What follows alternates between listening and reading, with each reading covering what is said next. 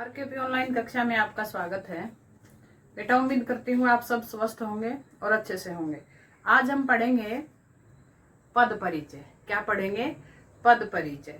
पद परिचय क्या होता है बेटा? ध्यान दीजिए कि पद परिचय वास्तव में होता क्या है। देखो ध्यान दीजिए, कोई भी, पहले आप देखिए, कोई भी शब्द होगा, शब्द जैसे मैंने लिया शब्द राम। अब मैंने इसका वाक्य में प्रयोग किया, राम एक होनहार छात्र है। ध्यान दीजिए, राम एक होनहार छात्र है। जब तक यह राम अकेला था तब तक यह एक शब्द था, ठीक है। और जब यह राम वाक्य में प्रयोग किया गया तो यही शब्द पद बन गया, ठीक है। तो ये क्या बन गया? पद बन गया। और जब इस पद का हम व्याकरणिक ढंग से परिचय देंगे उसे पद परिचय कहेंगे। यानी कि ध्यान दीजिए, परिभाषा क्या बनेगी। पहले हमने देखा कि शब्द कैसे पद बना और उस पद का हम जो परिचय देंगे उसे पद परिचय कहेंगे। तो हमारी परिभाषा क्या बनती है बेटा?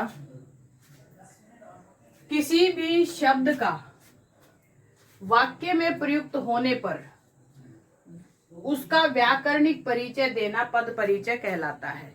यानी कि कोई भी शब्द जब वह वाक्य में प्रयोग किया जाता है और जब उसका वाक्य में प्रयोग हो जाता है तब उस शब्द का, यानी कि वह शब्द वाक्य में प्रयोग होने के बाद क्या बन गया? पद। अब पद बनने के बाद क्या हुआ? उसका हम व्याकरणिक ढंग से जो परिचय देंगे, क्योंकि जब कोई भी शब्द होता है वह स्वतंत्र होता है, लेकिन जब वह पद बनता है तो वह परतंत्र हो जाता है। क्यों? क्योंकि व्याकरण की सारी इकाइयां उसके ऊपर लग जाती हैं। यानी कि वह एक वचन है, लिंग है, बहुवचन है, कौन सा लिंग बना, किस कारक के साथ जुड़ा, ठीक है, कौन सी क्रिया उसके साथ जुड़ी और कौन से काल की क्रिया थी। इस प्रकार से वह शब्द नियमों में बन जाता है। किसके नियमों में? व्याकरण के नियमों में। यानी कि जब कोई शब्द वाक्य में प्रयोग होने पर व्याकरणिक इकाइयों से उसका परिचय देते हैं तब वह पद परिचय कहलाता है। समझ में आ गया बेटा? अब शब्द क्या होता है, पद क्या होता है और पद परिचय क्या होता है, यानी कि उस पद का परिचय देना आज हम सीखेंगे कि उस पद का हम परिचय कैसे देंगे। उस पद का परिचय हम बेटा कैसे, किस तरीके से देते हैं हम अपने व्याकरण में, तो ध्यान दीजिए। यानी कि संज्ञा के रूप में, सर्वनाम के रूप में, विशेषण से, क्रिया विशेषण से, संबंध बोधक, समुच्चय बोधक, विस्मयादि बोधक, निपात से, क्रिया से, सहायक क्रिया, काल, लिंग, वचन, कारक। यानी कि आपको लगा होगा कितने सारे एकदम से, ये इतने सारे बिल्कुल आसान है, ध्यान देना है आपको। इनका परिचय हम कैसे देंगे, किस प्रकार से एक वाक्य का प्रयोग, एक वाक्य में जो पद हैं उन पद का हम परिचय किस प्रकार से देंगे।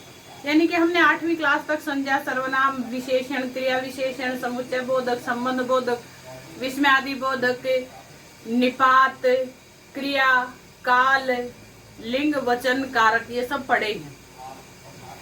तो मैं एक सेंटेंस लिखती हूँ, आपको बिल्कुल आसानी होगी समझने में। बिल्कुल आसान है बेटा, सबसे आसान व्याकरण का टॉपिक है ये, ध्यान देना। आप हमेशा मैम आप हमेशा कहते हो कि ये सबसे आसान है, सबसे आसान है ना? तो सबसे आसान है बेटा, ध्यान देना है आपको। बिल्कुल भी घबराना नहीं है इतना सारा देख करके। ये वैसे बताने के लिए इतने सारे हैं, लेकिन जब हम इनका प्रयोग करेंगे ना, जब हम इनको बताएंगे तो ये इतने नहीं लगेंगे। क्यों नहीं लगेंगे?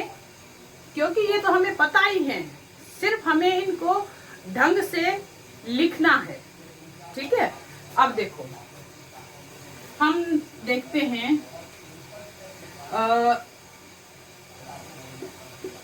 मोहन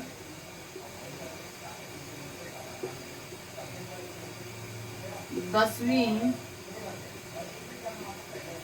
कक्षा का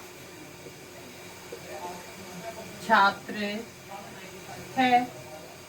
ठीक है, अब इसमें जो जितने भी पद हैं, मोहन है, 10वीं है, कक्षा है, का है, छात्र है और है, इन सब पदों का परिचय जब देंगे हम, तो परिचय देते वक्त हमें ध्यान रखना है कि हमें क्या करना है। पहली बात तो देखो, सबसे पहले हम देखो मोहन का देंगे। मोहन, हमने मोहन लिखा।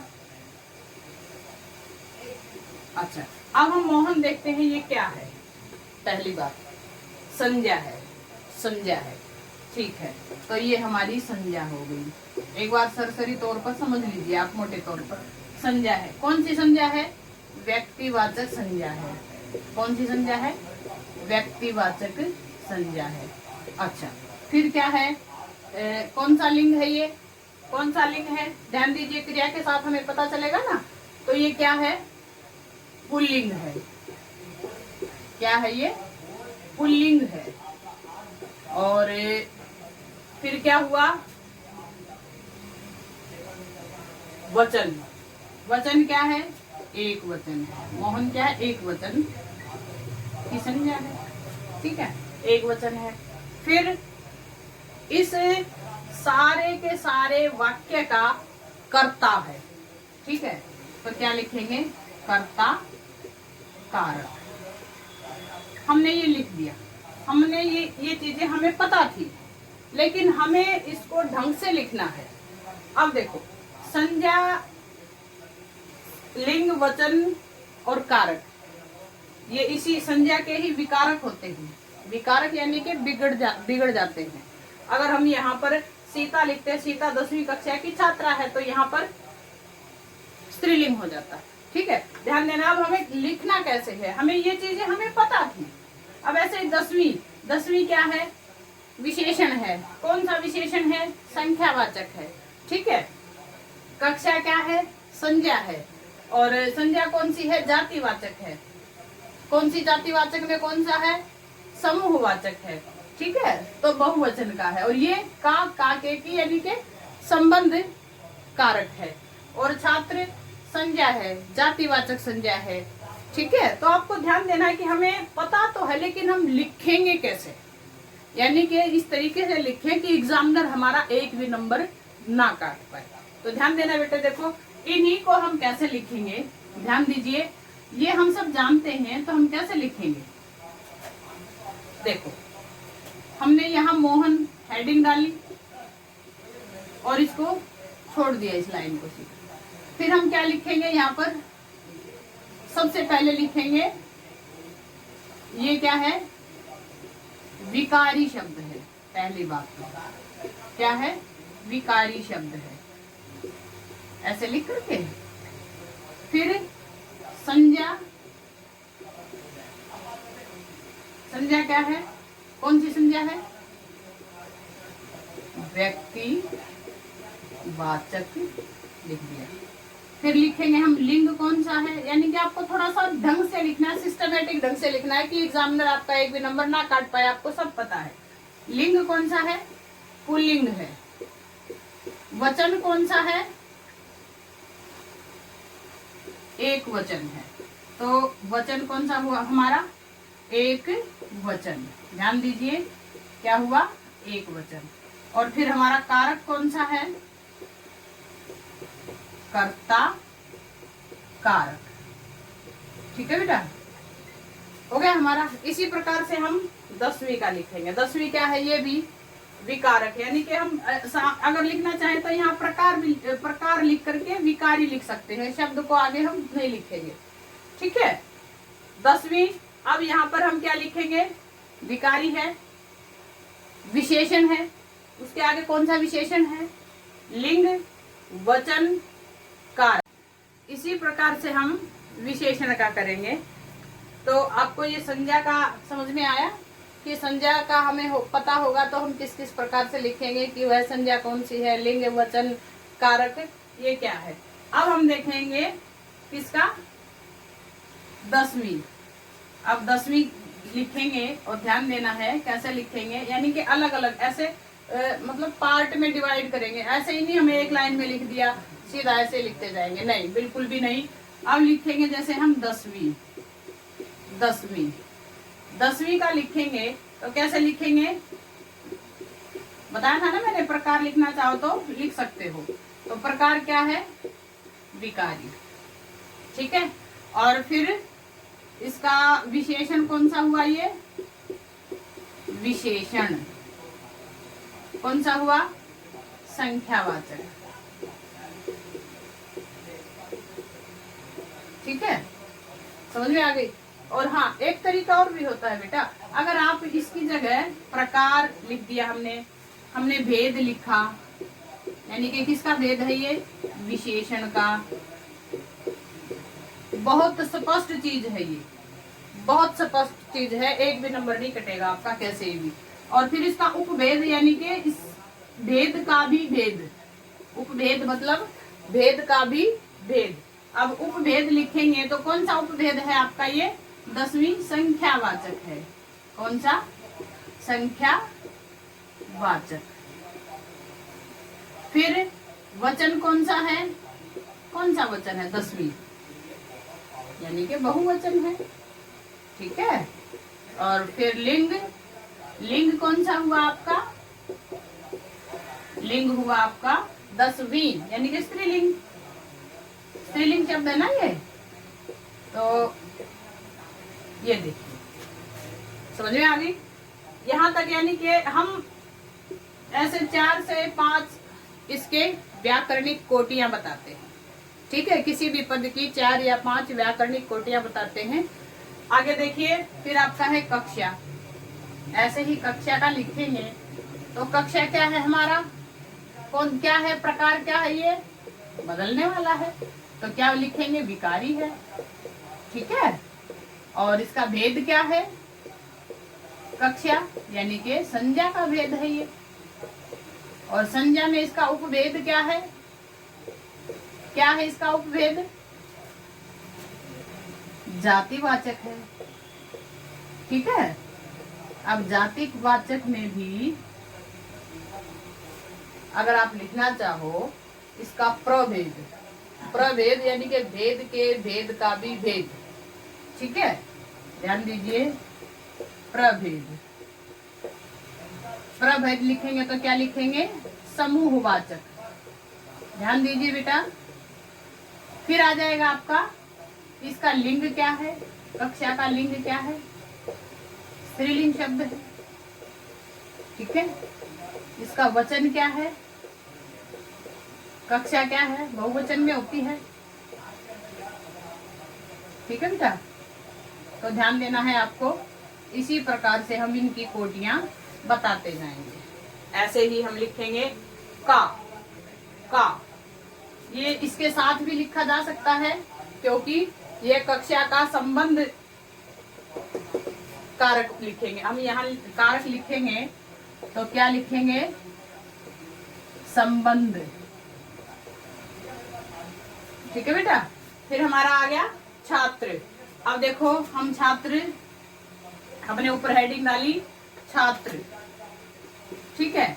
अब छात्र का प्रकार क्या हुआ, विकारी है, बिगड़ने वाला है। छात्र का, छात्र गण हो सकता है ना, तो वो इसका वचन जो बदल सकते हैं वो विकारी होते हैं। इसका भेद क्या है, भेद क्या है बेटा, संज्ञा है। छात्र क्या है, एक संज्ञा है। कौन सी संज्ञा है, यानी कि इसका उपभेद क्या हुआ, कौन सी संज्ञा है ये, शाबाश, जातिवाचक है, ठीक है। अब ध्यान दीजिए आगे, इसका लिंग क्या, इसका वचन क्या है, छात्र, यानी कि एक वचन है, ठीक है। तो क्या लिखेंगे, एक वचन। और इसका लिंग क्या है, ये छात्र क्या है, पुल्लिंग शब्द है, तो क्या लिखेंगे, पुल्लिंग, ठीक है बेटा, समझ में आ गई। अब ये है आपका है क्या है, सहायक क्रिया है, हेल्पिंग वर्ब जिसे इंग्लिश में आप बोलते हो, सहायक क्रिया। तो ध्यान देना है कि ये वर्तमान का, यानी कि जब भी हम किसी क्रिया का बताते हैं ना, क्रिया को बताते समय हमें ध्यान रखना होता है कि हम उसका काल बताएंगे साथ में। तो नीचे हम लिख सकते हैं, नोट में भी लिख सकते हैं और वैसे भी लिख सकते हैं। ऐसे है क्या लिखेंगे, यानी कि वर्तमान काल की सहायक क्रिया है, ऐसे लिखेंगे हम। कौन से काल की? वर्तमान काल की सहायक क्रिया है। ठीक है बेटा,